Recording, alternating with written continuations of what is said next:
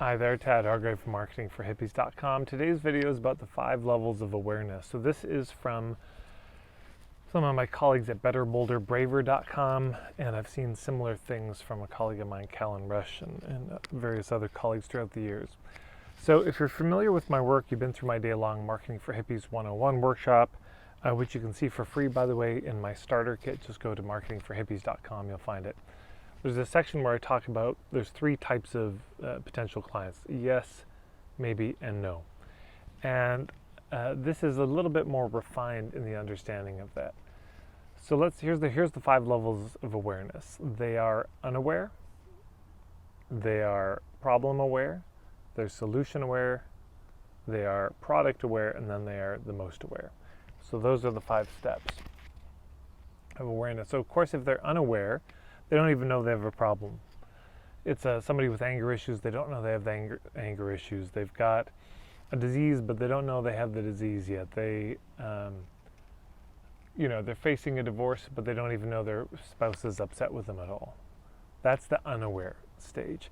And at the unaware stage, there's not going to be much you can do to help people except help them get aware that they have an issue.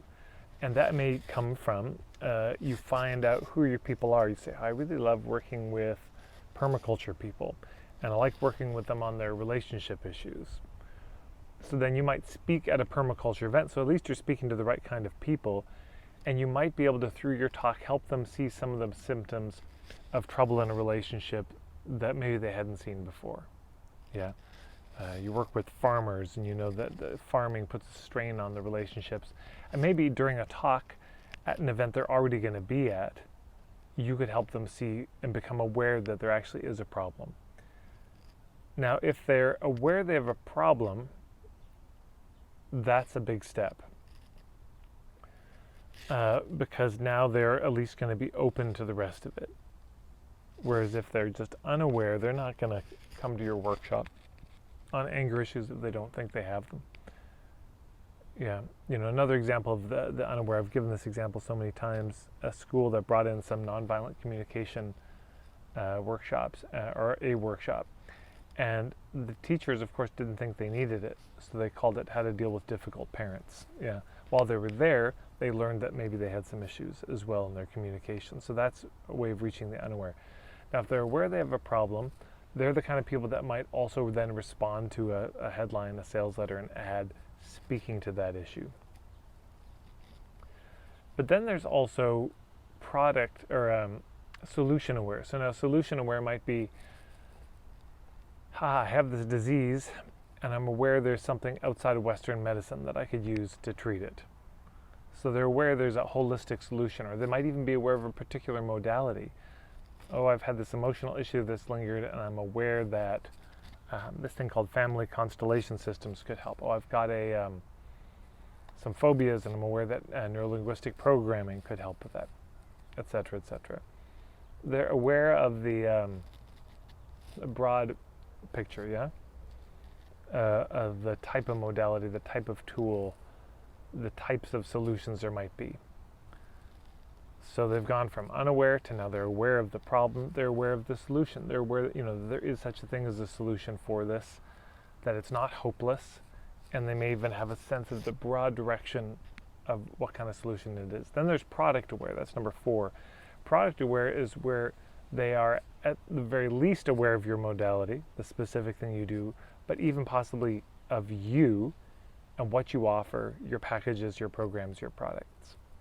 And then the most aware is probably somebody who's been following you for a while. They're aware of all those things. They're aware of your work. And they're probably aware of a lot of your point of view philosophy. These are people who are very primed. And the challenge is there's very few people at this level who are the most aware.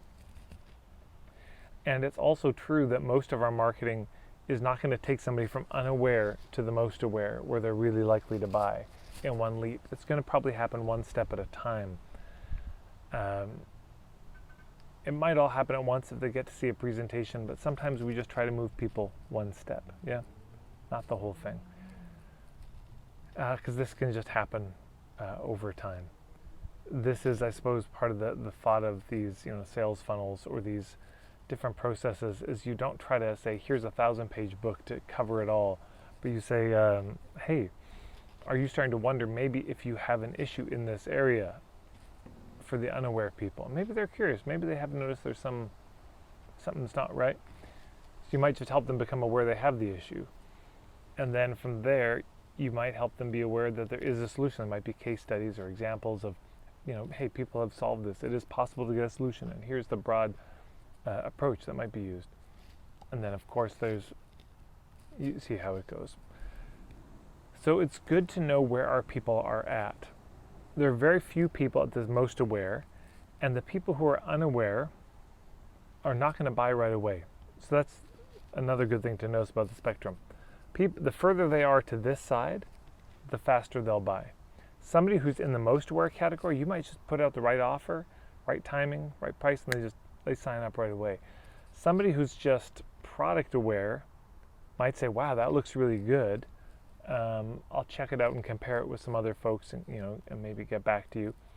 If they're just solution aware, they're going to still need more time and research to compare you to other possibilities, and maybe they're just beginning their research at that point. And if they're just problem aware, well, they don't know who you are. So the more aware they are, it's the know, like, and trust factor in a way, and the further they are on this side, the more they know, they like, and they trust us in particular. That particularly shows up in the product aware piece. And it can take time for people to make this journey. It takes time for us to build trust and deepen that relationship so they're in the most aware. And the most aware doesn't mean they'll buy at all. There's a lot of people who will be in that most aware category who never buy. A lot of that comes down to there's the three roles of marketing. We get their attention, we filter, we lower the risk. So if they're in the most aware category, you've got their attention. But then there's the filtering. And the filtering is this really relevant? Just because they're aware of it doesn't mean they see it as super relevant. So you still have to establish that. Now that they're paying attention to you, you have to establish the relevance, you have to establish your credibility, and you have to establish the value of what you're offering. So that all still has to happen, and then you lower the risk of them taking the first step. So don't think that getting to that level of the most aware or reaching those people is the whole answer. It's not. That's the opening of the door to the deeper work happening. But it's also important to know where the people are at that you're speaking to. If you're speaking to a group of people and you know that they don't even know they have a problem, that's your work, to help them understand they have a problem, and that's a good step to take. If they know they have a problem, then you got to focus on that next step primarily. And that next step is there is a solution. It is possible to solve this, and here's generally what it is. If they're already solution aware, then the next step is to say, well, I've got a product that can help with this. And again, that can be broadly, here's the modality I use that can help with that, but also my specific offerings can help with that. And if they already know that, then yeah, maybe there's some deeper work to do in terms of deepening the relationship, the know, like, and trust factor, so that they might be willing to buy. But again, this is just getting them to a place where they're now paying attention, they notice you. You still have to do the relevance, credibility, and value in those last steps. You still have to establish the problem, the premise, the promise, lay out the empathy, the context, and the guidance. All that has to happen in those last steps. So hopefully that's helpful. If you have any questions about it, hopefully I did an okay job explaining that.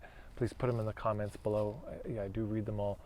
And if you have a question about this, it might just turn into another video that I do.